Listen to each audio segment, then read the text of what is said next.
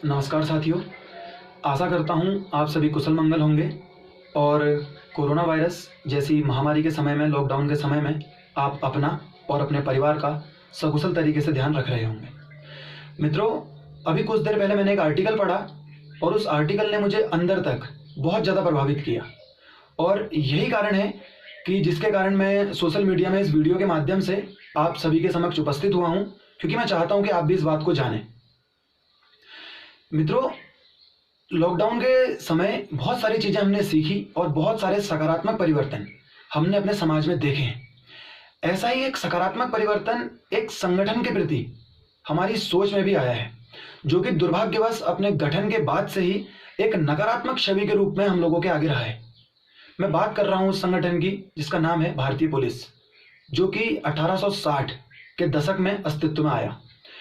1857 की क्रांति के दौरान अंग्रेज शासकों द्वारा यह महसूस किया गया कि विद्रोह को दबाने के लिए उन्हें एक टीम की जरूरत है, तो उनके द्वारा पुलिस बनाई गई और इसका मुख्य उद्देश्य था कि उनको सुदृढ़ करना, उन्हें मजबूत करना।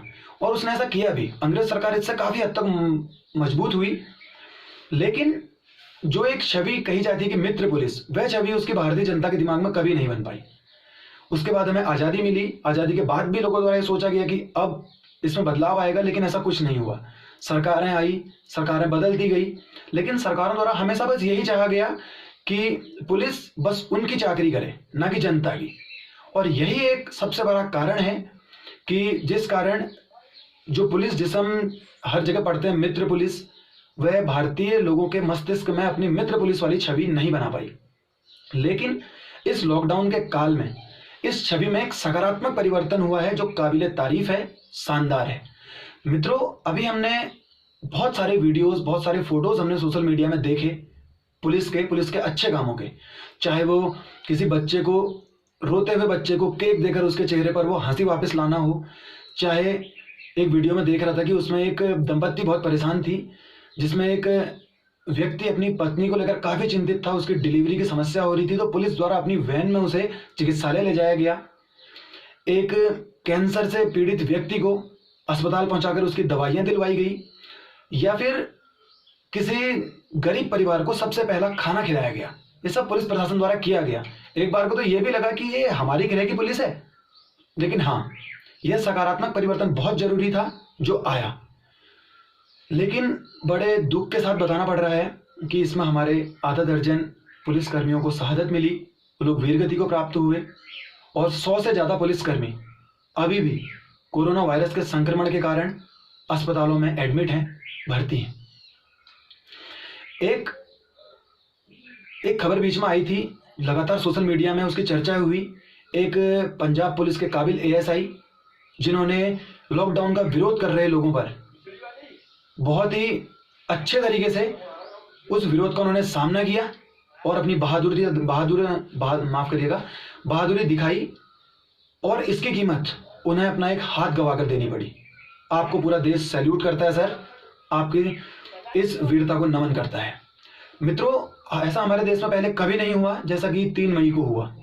3 मई को पहली बार संयुक्त रूप से तीनों सेनाओं के सेनाध्यक्षों द्वारा दिल्ली में एक साथ शहीद हुए पुलिसकर्मियों को नमन किया गया, और जितने भी ऑन ड्यूटी पुलिसकर्मी थे उन सबको फूल मालाएं पहनाकर उनका स्वागत किया गया, और इनको फ्रंट लाइन कोरोना वॉरियर्स जो हमारे पुलिसकर्मी हैं उनको इसमें सम्मिलित किया गया, और देश के यशस्वी प्रधानमंत्री नरेंद्र मोदी जी द्वारा ताली बजाकर, थाली बजाकर या फिर दिया जलाकर उनके सम्मान में ये बातें कही गई। आपको पूरा देश नमन करता है। मित्रों, कुछ समय पहले हैदराबाद पुलिस काफी चर्चाओं में रही थी। उनके द्वारा एक बहुत, मैं जिसे जबरदस्त कहना चाहूंगा, एक कार्रवाई उनके द्वारा की गई थी कि बलात्कारियों को मुठभेड़ में उनकी हत्या कर दी गई थी। हत्या भी नहीं कहेंगे इसे, मुठभेड़ में उन्हें मार गिराया था।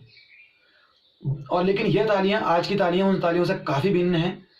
और लगातार बात हो रही है कि कोरोना वायरस के बाद हमारी पृथ्वी में, क्योंकि कोरोना वायरस से हमारा अकेला भारत ही नहीं है, सारी पृथ्वी प्रभावित हुई है, इसके कारण हमारे देश में, विदेशों में काफी परिवर्तन आएंगे, और हम भी ये चाहते हैं कि इससे काफी हद तक परिवर्तन आए। और काश ये जो पुलिस, जिसे मित्र पुलिस कहते हैं, इसका ऐसा ही व्यवहार हमारे लिए हमेशा बने रहे। मित्रों, मैं अल्मोड़ा का निवासी हूँ। मैं विद्यार्थी परिषद का कार्य करता हूँ। सारे देश के पुलिस कर्मियों को, डॉक्टर्स को, सुरक्षा कर्मियों को मैं व्यक्तिगत रूप से भी और मेरा संगठन नमन करता है, उनको सैल्यूट करता है।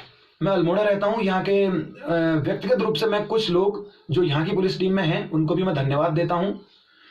जैसे हमारे सीनियर सर नीरज भागुनी जी, संतोष देवरानी जी, माननीय एसएसपी महोदय प्रहलाद मीणा जी, हमारे सर संतोष बगड़वाल जी और दीपा मैम।